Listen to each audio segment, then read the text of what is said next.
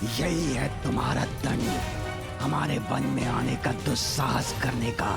अब मृत्यु के लिए तैयार हो जाओ बालक।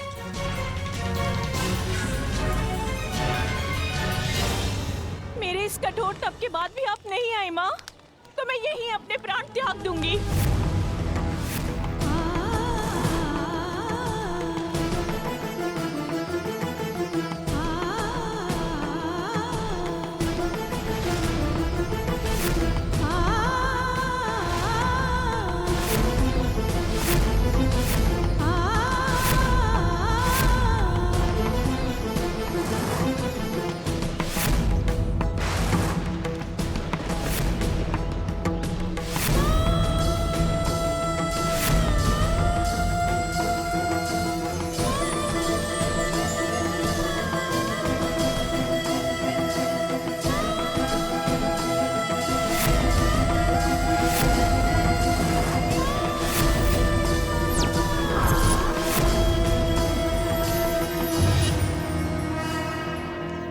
रुक जाओ पुत्री सुवेनी।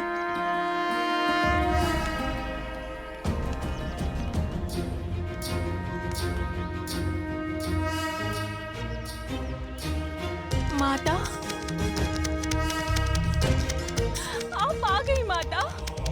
मेरी भक्तिन निराश होकर अपना जीवन त्यागने पर विवश हो जाए, ये कैसे संभव? दुर्गा देवी नमस्तुभ्यम, दुर्गा देवी नमस्तुभ्यम, दुर्गा देवी नमस्तुभ्यम। पुत्री सुवेनी, तुम्हारे तप से मैं प्रसन्न हुई। मांगो, क्या वरदान चाहती हो तुम? आपके दर्शन प्राप्त हुए तो सब कुछ प्राप्त हो गया मुझे। संसार में सबसे दिव्य तो आपके दर्शन है माँ, इसीलिए मुझे अब कुछ और पाने की इच्छा ही नहीं रही माँ। क्या और कुछ की इच्छा नहीं रही? ये कैसी मूर्खता है? वरदान मांगो सुवेनी।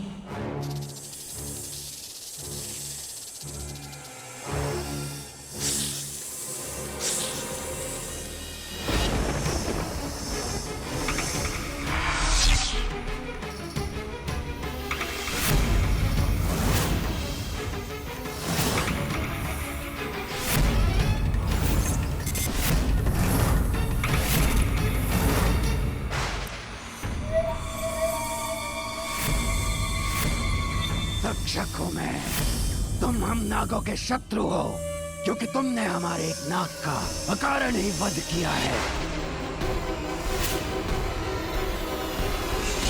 नहीं नहीं, आपसे समझने में कोई भूल हुई है।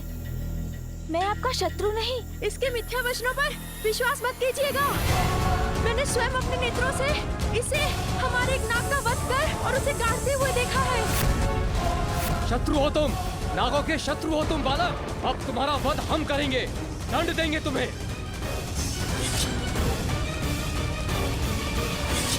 मैं आपका शत्रु नहीं हूँ।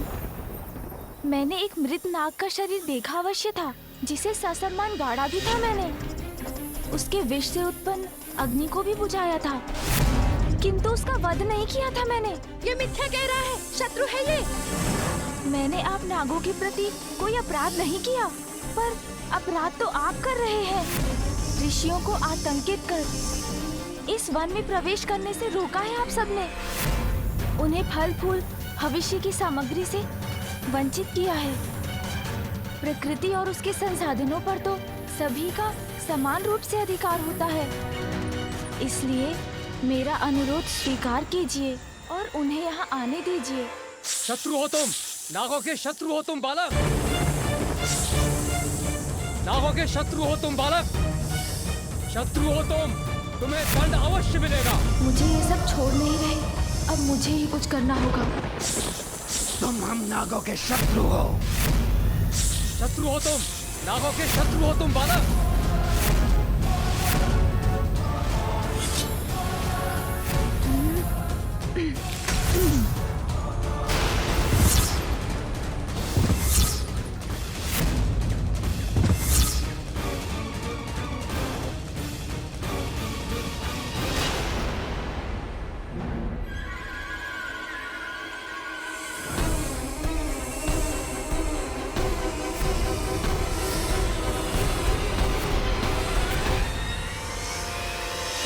यदि हमने तुम्हारा कहा मानकर ऋषियों को सताना नहीं छोड़ा तो मैं आपको रोकने पर बाध्य हो जाऊंगा।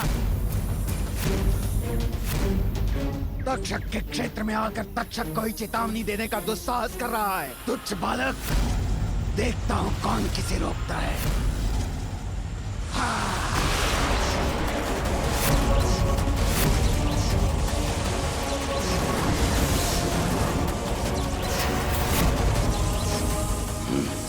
ये कैसे संभव है? इसने मेरे विष को कैसे रोक लिया?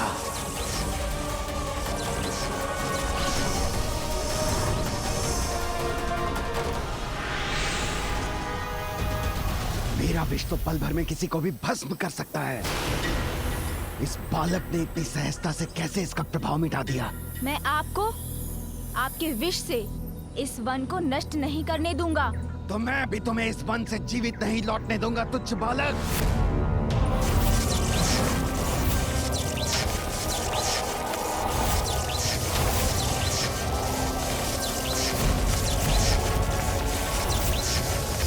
अब तुम्हारा अंत निश्चित है बालक।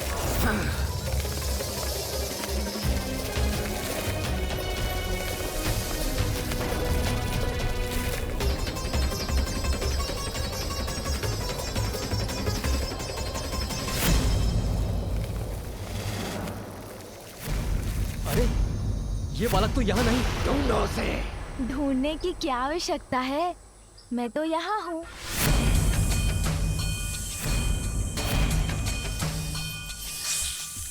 तुम्हारी इस क्रीड़ा का भयानक अंत होगा बालक।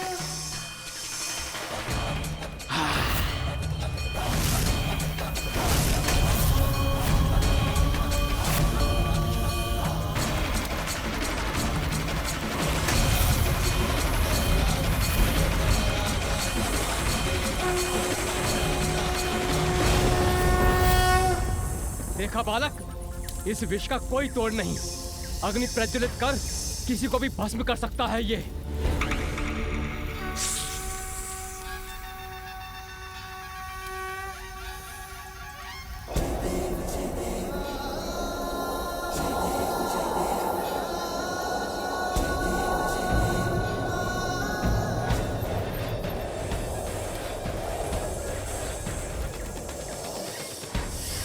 मैंने आप सभी को चेतावनी दी थी, समझाया था आपको कि वन को, यहाँ रहने वाले सभी मनुष्यों को और जीव जंतुओं को हानि मत पहुँचाइए। किंतु आपने मेरी बात नहीं मानी। इस वृक्ष को भस्म किया आपने। अब उसका दंड मैं दूंगा आपको। मेरे नागों को आहत किया है तुमने, अब इसका परिणाम देखो तुम।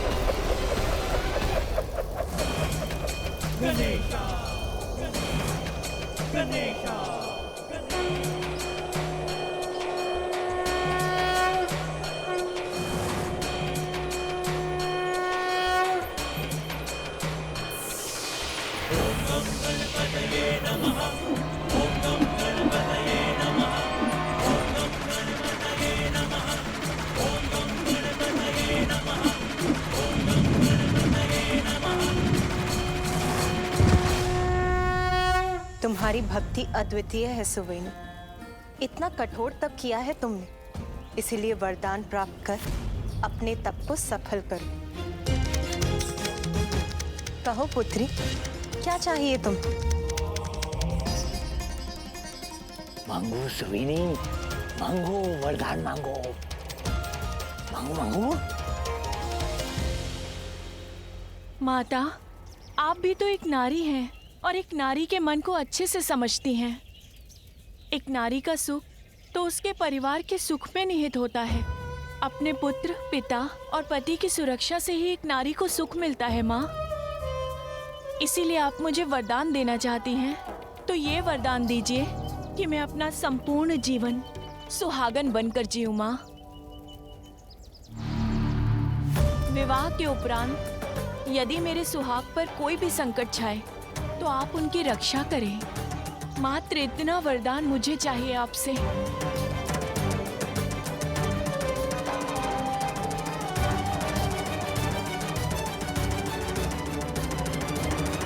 तथास्तु, तथास्तु, तथास्तु, तथास्तु।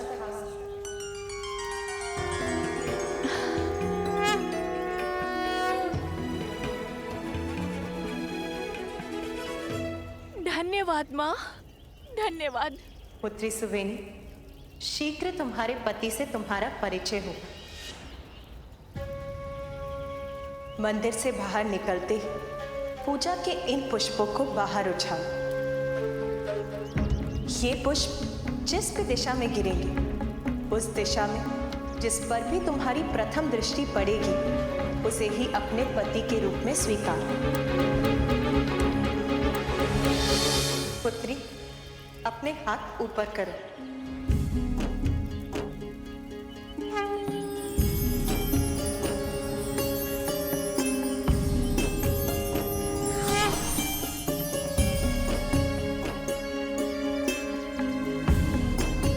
उसे ये पुष्पमाला पहनाकर तुम उसके साथ गंधर्व विवाह करो।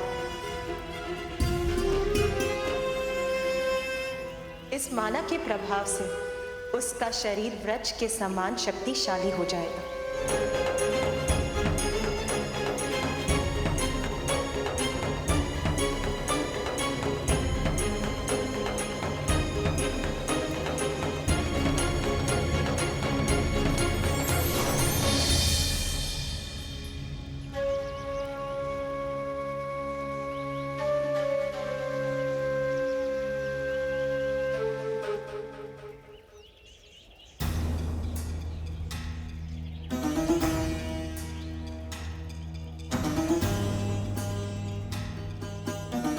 सुवेनी का तप होगा सफल, जिसका फल पाऊंगा मैं।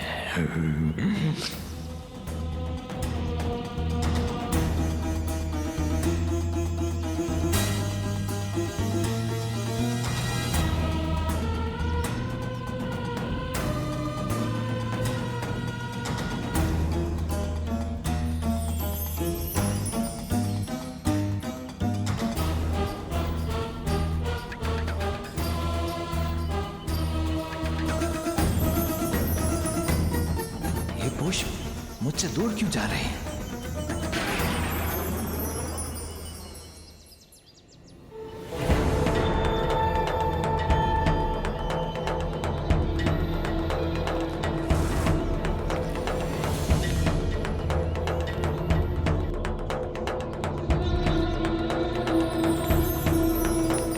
नहीं नहीं, ये सुवेनी का वर बन गया तो मेरा क्या होगा?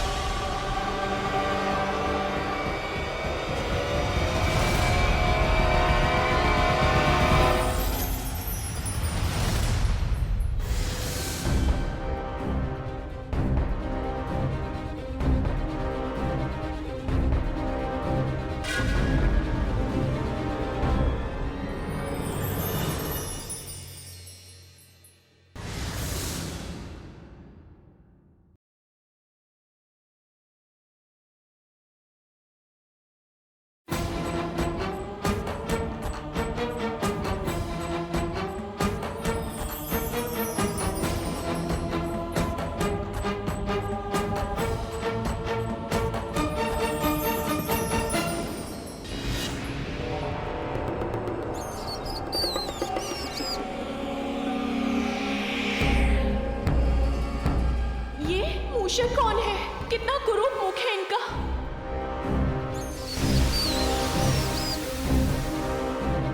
ये पुष्प जिस भी दिशा में गिरेंगे, उस दिशा में जिस पर भी तुम्हारी प्रथम दृष्टि पड़ेगी, उसे ही अपने पति के रूप में स्वीकार। ये कुरूप मूषक मेरा स्वामी?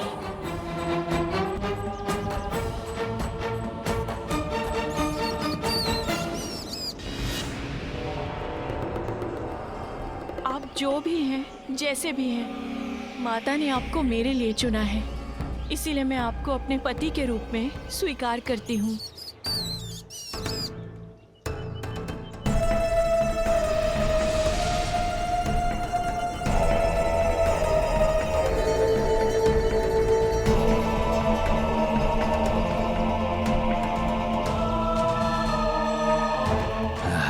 प्रतीत होता है जैसे अचानक मेरी शक्तियां बढ़ गई हों।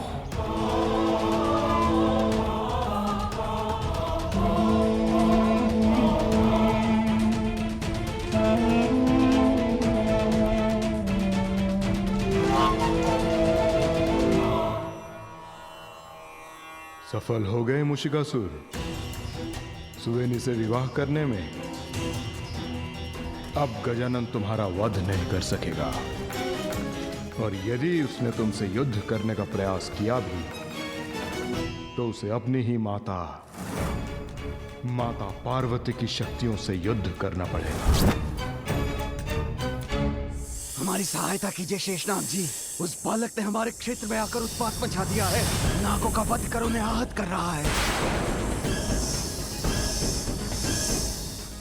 हमारी सहायता कीजिए शेषनाग जी, अन्यथा वो बालक पृथ्वी से नागों को मिटा देगा।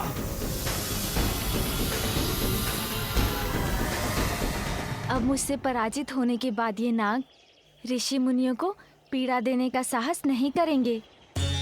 मैं जाकर उन ऋषियों को बता देता हूँ।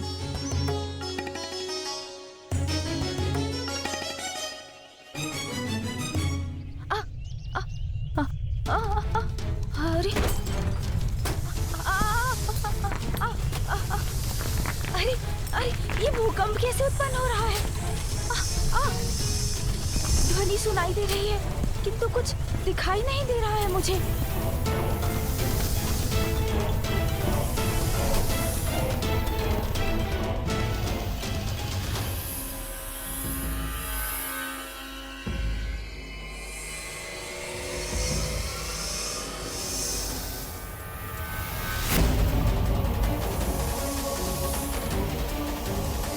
ये तो शेषनाग जी हैं।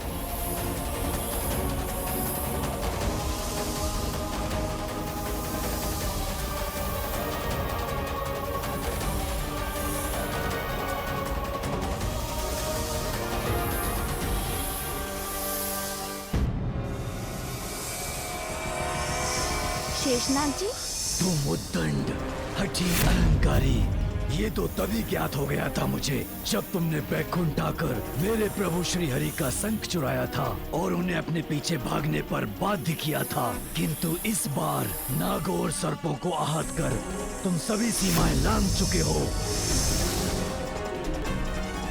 किंतु शेषनाग जी, सुनने सुनाने को अब कुछ शेष नहीं, तुम्हें उचित पाठ सिखाना ही होगा, और वो पाठ मैं सिखाऊंगा तुम्हें।